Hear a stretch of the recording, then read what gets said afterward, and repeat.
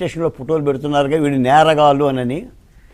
రాజకీయ నేరస్తుల ఫోటోలు కూడా బస్ స్టాండ్లో పెట్టండి, రైల్వే స్టేషన్లో పెట్టండి, పోలీస్ స్టేషన్లో పెట్టండి. ఉద్యోగస్తులని నేరమయమైన ఉద్యోగస్తుల ఫోటోలు కూడా ఎందుకు పెట్టకూడదు? ఆ చట్టాలు తీసుకురండి. సిగ్గుపడాలి కదండి ఒక అధికారిగా ఉండి. నీకు పెత్తనం. ఇప్పుడు పోలీసుడికి మనకి ఉన్న తేడా ఏంటి సార్?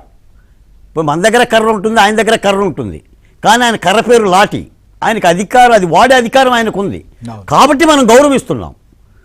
నీకు లాఠీ ఇచ్చారు కదా అని చెప్పేసని నువ్వు పెడరెక్కలు విరిసిగట్టి డాక్టర్ సుధాకర్ రోడ్డు మీద పడుకోబెట్టితే, లేదా త్రిపులాని హైదరాబాద్ నుంచేసి తీసుకొస్తే కాళ్ళ మీద కొడితే, లేదా ఈ వర్షాన్ని ప్రజాస్వామ్యాన్ని దుర్వినియోగం చేస్తే పోలీస్ స్టేషన్లో కానీ రైల్వే స్టేషన్లో ఫోటోలు ఎందుకు పెట్టకూడదు?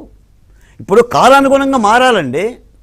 ఎందుకంటే సమాజం పెరిగింది, నేరాలు పెరిగినాయి. ఇందాక మన భానుప్రకాష్ రెడ్డి గారు చెప్పినట్టుగా రాజకీయ నాయకులే నేరస్తులు అయ్యారు. ఒక మాటలో చెప్పాలంటే అద్దరు కాదులేండి, మెజారిటీనే. అందరిని ఎందుకంటే దాంట్లో కూడా అందరం ఉంటే వ్యవస్థను ఎత్తేసుకోవడమే. నీ వరకు అసలు ఈ పరిస్థితి కూడా ఉండదు కదా, ఎత్తేసుకోవడమే వ్యవస్థనే. తిరుగుబాట్లే వస్తాయి. ఇంకా వ్యవస్థగా ఉంది కాబట్టి. అంటే చట్టాలని వ్యవస్థలని ఈ విధంగా జల్లెడబట్టి చేసే వాళ్ళ మీద చర్యలు తీసుకోవడం అనేది ఒక ప్రజాస్వామిక లక్షణం. అది మనమే కక్షపూర్తి కాదు. సజ్జల రామకృష్ణారెడ్డి చెప్తాడు ఏదో కక్ష అని. ఇప్పుడు వాళ్ళు తప్పులు చేస్తేనే చర్యలు తీసుకోమంటున్నాం. ఎందుకంటే చాలా విధ్వంసం జరిగిన మాట ఏదండి. మీకు మాట చెప్తా శ్రీహరి గారు, నాకు ప్రతిరోజు 25 ఫోన్లు వస్తాయండి తెలుగుదేశం పార్టీ కార్యకర్తల నుంచి. అన్నా నేను కోర్టుకు పోతున్నాను, ఇంకా నా కేసు ఎత్తేయలేదు అన్నా, మా ఊర్లో వైసీపీ నాయకుడు ఇప్పుడే వార్నింగ్ ఇచ్చి వెళ్ళాడు. ఇప్పటికి కూడా నిన్న ఎక్కడో నెల్లూరు జిల్లా దగ్గర కూడా ఒక వైసీపీ నాయకుడు సీఐని బెదిరించాడు. ఇప్పటికీ అంటే ఎక్కడో అక్కడ నువ్వు కట్టడి చెయ్యాలి కదా. ఏమంటే 70 సంవత్సరాల రంగనాయకమని వాట్సాప్లో ఫార్వర్డ్ చేసినందుకు నువ్వు అరెస్ట్ చేశావే.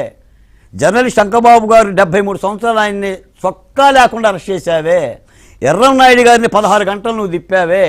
ఆఖరికి ఒక మాజీ ముఖ్యమంత్రి మీరు నోటీస్ ఇవ్వండి, నేను వచ్చి హాజరవుతాను, నేను సమాధానం చెప్తాను అంటే బస్తో పాటు ఎత్తుకుపోతానని ఇదే సంజయ్ ఆధ్వర్యంలో అరెస్ట్ చేశారే.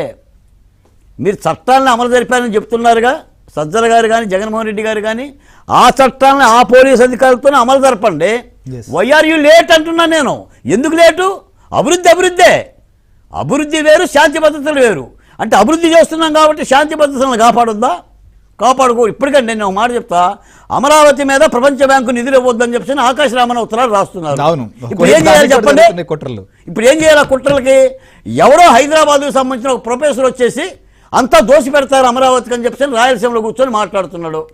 నిద్రపట్టిన ఒక ఐఏఎస్ రిటైర్డ్ శర్మ అని చెప్పిన ఒక కలెక్టరు చంద్రబాబు నాయుడికే లేఖ రాసి మీరు అమరావతిలో ఇన్ని వేల కోట్ల రూపాయలు పెడతారని ఒక 3 ప్రాంతాల మధ్య తుప్పట్లో పెట్టే కార్యక్రమం, విద్వేషాలు రగిలించే కార్యక్రమం చేస్తున్నారు. మీరు వాళ్ళ మీద చర్యలు తీసుకోకపోతే ఆ భావం ప్రజల్లోకి పోదండి. మొన్న 1631 రోజుల రాజధాని ఉద్యమ రైతులు కానీ, ఈ రోజున భారతీయ జనతా పార్టీ కానీ, తెలుగుదేశం పార్టీ కానీ, జనసేన పార్టీ కానీ ఆ రాజధాని రక్షణ కోసం మనకంటూ ఒక రాజధానే లేదు అని చెప్పేసి మనం అన్ని ఉద్యమాలు చేస్తే వాళ్ళని శరలు పెడితే ఈ రోజున కూడా ప్రపంచ బ్యాంకు దగ్గర నుంచి, హడ్కో దగ్గర నుంచి మీరు నారాయణ గారు కూర్చుని అభివృద్ధి చేస్తుంటే మళ్ళీ అమరావతి మీద మీరు కట్లపాముల్ని, తాచుపాముల్ని విషప్రచారం చేస్తే దాని మీద చర్యలు తీసుకోకపోతే, రంగనాయకమ్మ మామూలు వాట్సాప్లో చర్యలు తీసుకున్నప్పుడు ఆ శర్మ గారికి ఎందుకు నోటీస్ ఇవ్వకూడదు? ఎందుకు ఇవ్వకూడదండి? ప్రొఫెసర్ హరగోపాల్ గారికి ఎందుకు నోటీస్ ఇవ్వకూడదు? చూద్దాం సార్. ఎందుకు ఇవ్వకూడదండి? ఇవ్వాలి కదా, అప్పుడు కదా వాళ్ళు కంట్రోల్ అయ్యేది. మరి ఇది చాలా బాధాకరం కదండి. మరి 3 ప్రాంతాల మధ్య విభజన గీయటమే కదా. అందుకే పరిపాలనే. శాంతి భద్రతలే. శాంతి భద్రతలు లేని చోట అభివృద్ధి ఉండదండి. అభివృద్ధి లేని చోట శాంతి భద్రతలు ఉండదు. ఈ రోజున ఏదైనా పారిశ్రామికవేత్త మన రాష్ట్రానికి రావాలి, గౌరవంగా బతకాలంటే మన రాష్ట్రంలో శాంతి భద్రతలు ఉండాలి. మన ఇల్లు మన వాతావరణం శుభ్రంగా, ఏ ఘర్షణలో గొడవలు ఇవ్వంటేనే అద్దెకొచ్చేవాడు వస్తారండి. ఆ బజార్లు అందరూ కొట్టుకుంటారని చెప్పి ఓడి వస్తారండి. ఈ విధంగా జగన్మోహన్ రెడ్డి గారు ఇప్పటికి కూడా ఆయన పెంచుతుందంతా కూడా కక్షల కార్పణ్యాలే. ఆఖరికి సజ్జల రామకృష్ణారెడ్డి గారు కూడా పంజా ఇస్తుంటామంటున్నాడు. ఇప్పుడు అంటున్నాడు. మొన్న ప్రధాన సలహాదారుగా ఎప్పుడు ఆయన పంజా గురించి మాట్లాడాలా, ఇప్పుడు ఆయనే పంజా విసురుతానంటున్నాడు. మరి దానికి కూటమి ప్రభుత్వం తప్పనిసరిగా సమాధానం చెప్పాలి. చూస్తారు సార్, వాళ్ళు అన్ని ఏది చేసినా ఆలోచించి చేస్తామంటున్నారు కదా ఆనంద్ గారు. ఆలోచించి ఇంకా టైం తీసుకొని చేసినా చెయ్యాల్సిన అవసరం అయితే ఉందండి. రైట్. రామకృష్ణ గారు, ఏంటి అసలు ఇప్పుడు వీళ్ళ మీద కేసులు ఫైల్ అయినాయి, ఖచ్చితంగా